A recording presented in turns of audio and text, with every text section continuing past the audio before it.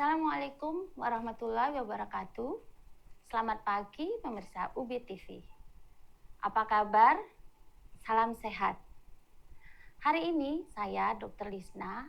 Saya bertugas di Puskesmas Kedung Kandang di Dinas Kesehatan Kota Malang, dan saya juga membersamai Yayasan Semain yang pagi ini akan berbincang-bincang dan menceritakan tentang bagaimana kesehatan fisik dan mental itu sangat mempengaruhi kualitas ibadah kita.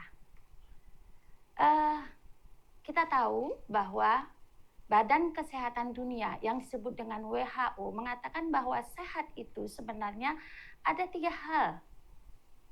Yang pertama, sehat itu adalah sehat fisik, jasmani. Kemudian yang kedua adalah sehat secara mental, jiwa kita, rohani kita. Dan ketiga, sehat secara sosial. Dan itu bukan saja terlepas dari kita tidak berpenyakit atau lepas dari kecacatan. Jadi sehat itu keseimbangan antara sehat rohani, sehat mental, sehat jasmani, dan sehat sosial. Untuk menjaga kesehatan, pertama untuk menjaga kesehatan fisik, maka berbagai macam cara bisa kita lakukan. Dari kita yang sehat, bagaimana kita merawat kesehatan tetap sehat tubuh kita. Kemudian, kalau kita yang berpenyakit, kita bisa sehat. Kita bisa menyembuhkan penyakit, pergi ke fasilitas kesehatan. Kemudian, kita juga bisa kontrol rutin atau screening. Sehingga orang yang sehat bisa tetap sehat, orang yang sakit bisa disembuhkan. Jadi kesehatan fisik itu sangat penting. Kemudian kesehatan mental. Kesehatan mental adalah kesehatan pada seseorang yang bisa mengendalikan dirinya, mengkoordinasikan dirinya dalam berbagai hal. Bisa mengelola stresnya, kemudian bisa juga dia merubah sebuah masalah menjadi sebuah semangat, sebuah motivasi untuk membuat inovasi. Itu orang yang disebut dengan sehat mental. Kemudian sehat secara sosial. Tidak cukup hanya sehat fisik, kemudian tidak cukup hanya dengan sehat mental. Secara sosial, manusia juga harus sehat. Artinya manusia memerlukan orang lain, bisa bekerja sama dengan orang lain, bisa berkoordinasi, bisa berkomunikasi dengan baik. Kemudian dia bisa menghadapi masa yang tidak seperti yang diharapkan. Jadi 3 komponen sehat itu adalah yang dibutuhkan untuk kita menunjang kualitas ibadah kita. Contohnya mungkin ibadah haji. Ibadah haji itu memerlukan kesehatan fisik, kesehatan mental, dan kesehatan sosial.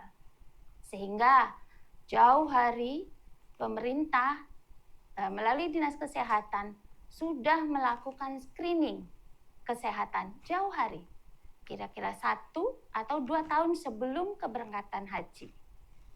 Pada saat screening, kita diperiksa kesehatan fisik kita. Apakah kita tetap sehat? Kalau kita ada penyakit, diobati dulu. Sehingga berada pada kondisi sehat terkontrol. Artinya kita tetap bisa naik haji. Kemudian yang kedua, screening tentang mental. Seseorang yang mau naik haji juga disiapkan secara mental. Bayangkan, pada saat menunaikan haji, kita satu kamar dengan orang asing selama 1 bulan. Kita dicoba dengan mengantri. Kita dicoba dengan perubahan cuaca. Kita dicoba dengan perubahan makanan. Kita dicoba dengan kehidupan atau rutinitas yang berubah. Itu tidak mudah. Kita satu sisi harus sehat, satu sisi kita juga harus berkomunikasi. Tidak bisa sendiri. Walaupun ada pendampingan. Nah, kemudian Kalau sosial kita tidak sehat juga, kita gampang marah. Kita tidak bisa bekerja sama dengan teman kita satu perjalanan. Dan itu mengganggu kualitas ibadah haji kita. Pada saat di Tanah Suci, mungkin saja kita sakit. Kita memerlukan orang lain. Pada saat di Tanah Suci, mungkin saja kita sehat dan teman kita memerlukan kita.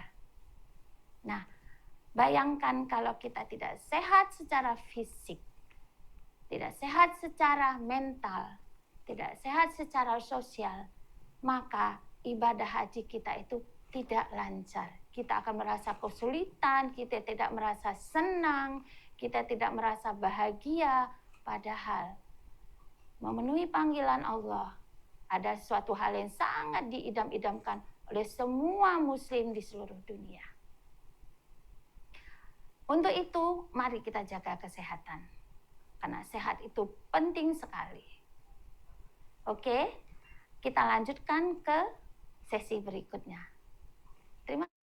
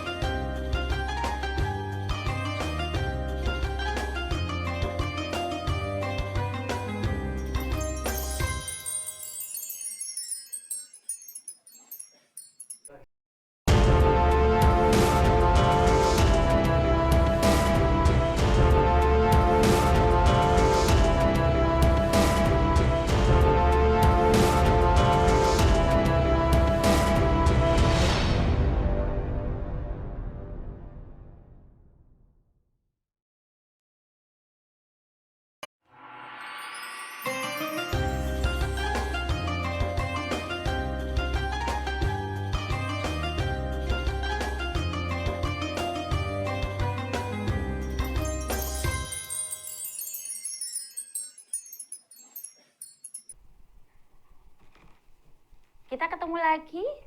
Nah, sekarang kita kan mau sehat. Bagaimana cara kita sehat? Yang pertama, bagaimana kita sehat secara fisik? Untuk itu yang pertama, kita harus merawat tubuh kita. Merawat tubuh bisa dengan asupan nutrisi yang baik. Jadi makan makanan bergizi seimbang. Jadi tiap orang berbeda. Ada anak-anak, ada remaja, ada orang tua, ada pekerja. Itu nutrisinya berbeda, karena kebutuhannya berbeda, karena aktivitasnya berbeda, karena umurnya berbeda. Dibutuhkan energi yang besar buat orang-orang dengan kegiatan yang besar. Energi yang besar itu didapat dari makanan. Dari makanan yang mengandung protein, yang mengandung lemak, yang mengandung zat besi, vitamin dan mineral. Kemudian jangan lupa kita juga selain nutrisi yang bagus yang kita berikan untuk tubuh kita, kemudian adalah lifestyle.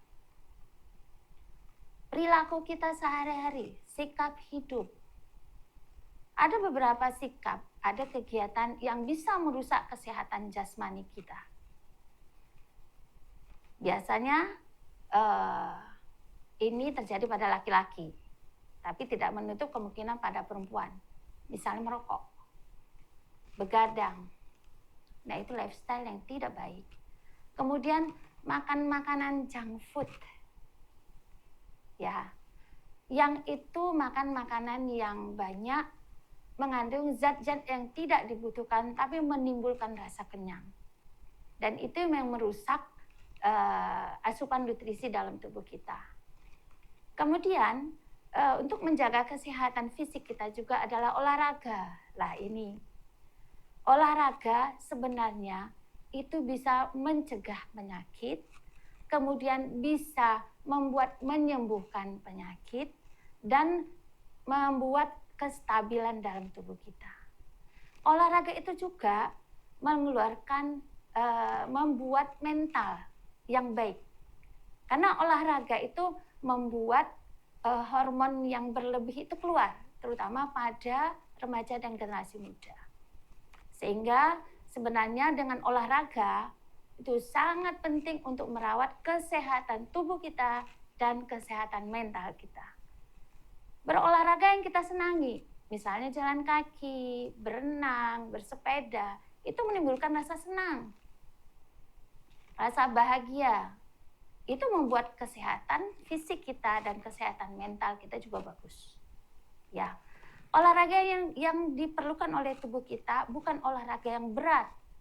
Minggu ini olahraga, minggu depan nggak olahraga. Minggu ini olahraga sampai 2 jam, jam 2 jam, minggu depan tidak. Tapi yang dibutuhkan tubuh kita adalah olahraga yang rutin yang kita lakukan. Sehingga tubuh kita bisa beradaptasi dan tubuh kita juga merasa segar. Nah, itu untuk merawat fisik kita. Kemudian vaksinasi. Nah, vaksinasi itu membuat kekebalan pada tubuh kita. Dan itu bereaksi bagus pada orang yang sehat. Bisa kita lihat vaksinasi pada anak-anak sebelum 1 tahun. Vaksinasi pada wanita yang mau menikah.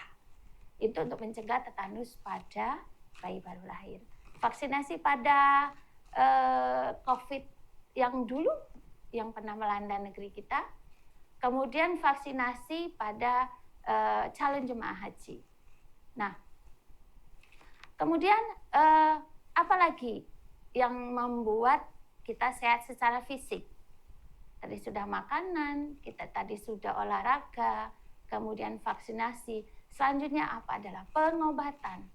Nah, pengobatan bagi yang sakit, terutama pada yang sakit kronis, itu menimbulkan mental yang down. Orang yang tahu bahwa sakitnya tidak disembuhkan, mentalnya tidak siap, maka dia tidak mau minum obat, tidak mau kontrol, tidak mau diet, tidak mau patuh pada nasihat tenaga kesehatan. Dan itu membuat fisiknya makin jauh lebih buruk, kemudian mentalnya jauh lebih down lagi. Sehingga itu menjadi lingkaran setan dan itu tidak membuat dia sehat. Nah, orang yang penyakit kronis dengan sehat mental, maka dia akan menerima penyakitnya bahwa itu adalah dari Allah. Bahwa itu adalah Allah berikan supaya dia banyak bersyukur dengan nikmat yang sudah ada. Nikmat hidup misalnya. Dia berpenyakit tapi dia masih hidup. Nah, dia akan minum obat secara teratur. Dia ibadahnya tidak akan berkurang dengan sakitnya. Karena dalam agama Islam juga ada ibadah-ibadah yang misalnya sholat, dia tidak bisa berdiri, dia bisa duduk. Kalau bisa duduk, dia bisa berbaring. Jadi tidak mengurangi kualitas ibadahnya walaupun dalam keadaan sakit. Itulah hebatnya kesehatan mental tadi. Dia tetap beribadah, kualitasnya tidak akan berkurang. Mungkin malah bertambah karena kesadarannya bahwa yang diberikan Allah yang terbaik buat dia. Karena kita sadari bahwa sakit itu kalau kita ridho adalah menghapus dosa kita. Hebatnya kesehatan mental orang seperti itu. Oke? Kita akan ketemu lagi di sesi berikutnya. Terima kasih.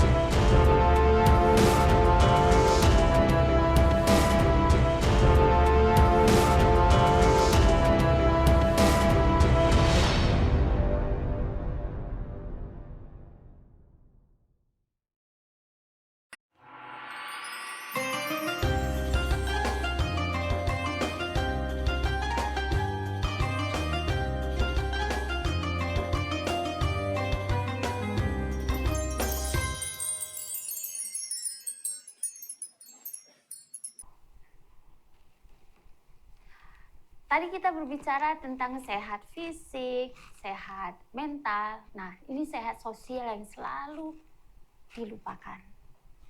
Ada orang yang sehat, tidak berpenyakit, tidak cacat. Kemudian dia mentalnya sehat. Dia mau bekerja dengan baik, tapi kurang berorganisasi. Tidak mau menjadi relawan misalnya pada saat gempa bumi, ada kecelakaan atau apa. tidak mau kumpul-kumpul di komunitas, tidak mau di masyarakat menyumbangkan sedikit tenaganya untuk acara-acara masyarakat. Itu sebenarnya nggak sehat. Nah, sehat secara sosial itu juga sehat mental. Sehat menerima orang lain. Nah, untuk itu maka sehat mental itu juga harus disertai dengan sehat sosial. Nah, dicontohkan seperti ini, ya. Misalnya kalau hari raya Idul Adha, kita rame-rame di masyarakat, motong kurban, membagi kurban. Ada orang-orang yang sanggup, bisa dia berkorban, sanggup dia berkorban, sehat jasmaninya, tapi tidak mau kumpul dengan masyarakat, membagi-bagi daging kurban, tidak mau bersilaturahmi, tidak mau berkumpul-kumpul. Kenapa? Mungkin ada rasa minder atau merasa lebih dari yang lain. Nah, itu mengganggu kualitas ibadah kita. Kenapa? Mengganggu keikhlasan kita, mengganggu sikap kita bersama-sama dengan masyarakat. Sholat jamaah misalnya, sholat jamaah itu sendiri selain untuk fisik, selain mental, kita juga akan ketemu dengan orang-orang lain yang mungkin kita tidak suka, kita tidak kenal. Padahal kita sebagai seorang laki-laki muslim, kalau untuk sholat wajib, disarankan untuk sholat di masjid secara berjamaah. Nah, itu gunanya fisik dan mental kita juga sehat. Kita bisa lihat, bayangkan banyak orang yang sehat, fisiknya sehat, mental sehat, tapi tidak sholat. Sholat itu cuma berapa menit. Nah, apa yang menghalangi? Adalah ketidaksadaran bahwa semua yang dia dapatkan hari ini, semua hasil kerjanya hari ini, kekayaannya hari ini, pangkat, jabatannya adalah bukan karena semata-mata kerja kerasnya, tapi karena Allah yang kasih, Allah yang ridho. Nah, tidak ada kesadaran seperti itu, dan itulah yang disebut sombong. Dirinya tidak mau menundukkan kepala, berterima kasih, bersujud syukur pada Allah atas apa yang sekarang dia dapatkan.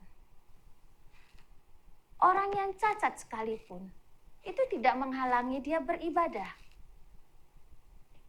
Dia bisa beribadah fisik, sholat dia bisa, dalam keadaan kemampuan dia apa yang ada. Jadi, bersyukurlah kita. Kalau kita itu sehat, fisik kita sehat, ataupun kurang sehat, atau berpenyakit, tapi mental kita kuat, untuk tetap beraktivitas, untuk berkegiatan dengan kegiatan yang baik di masyarakat, komunitas-komunitas yang membuat kebaikan-kebaikan di masyarakat, PMI misalnya, komunitas seperti Yayasan Semain ini termasuk salah satu orang-orang di dalamnya orang-orang yang sehat fisik, sehat mental, sehat sosialnya, karena menghimpun orang-orang banyak. Komunitas yang lain, komunitas pemuda yang banyak menolong masyarakat. Komunitas pemuda yang banyak berkiprah kegiatan yang bermanfaat buat masyarakat. Buat dirinya sendiri juga dan buat orang lain.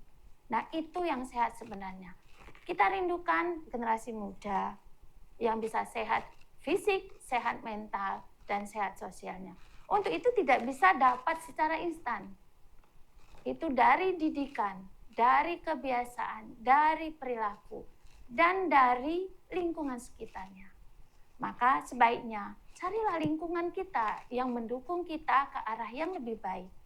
Mendukung kesehatan kita, mendukung aktivitas kita, dan mendukung kita mengelola stres terhadap masalah-masalah yang tentu sepanjang hidup kita ada. Allah sudah membuatkan tool-toolnya. Kalau kita stres, apa yang harus kita lakukan? Kita bisa sholat, kita bisa puasa, kita bisa tahajud, menyampaikan sesuatu unek-unek kita pada Sang Pencipta. Kita merasa kesulitan, kita ada masalah. Kerjakan dulu, kemudian berserah diri. Kerjakan seberapa kita mampu. Otak kita berpikir terus. Fisik kita juga berpikir terus. Tapi kita juga harus istirahat. Istirahat itu bisa pada saat kita sholat. Berserah diri sesudah kita beraktivitas. Semoga apa yang saya bincangkan tadi banyak manfaatnya. Percayalah, di balik kesulitan pasti ada kemudahan. Terima kasih, saya Dr. Lisna. Assalamualaikum warahmatullahi wabarakatuh.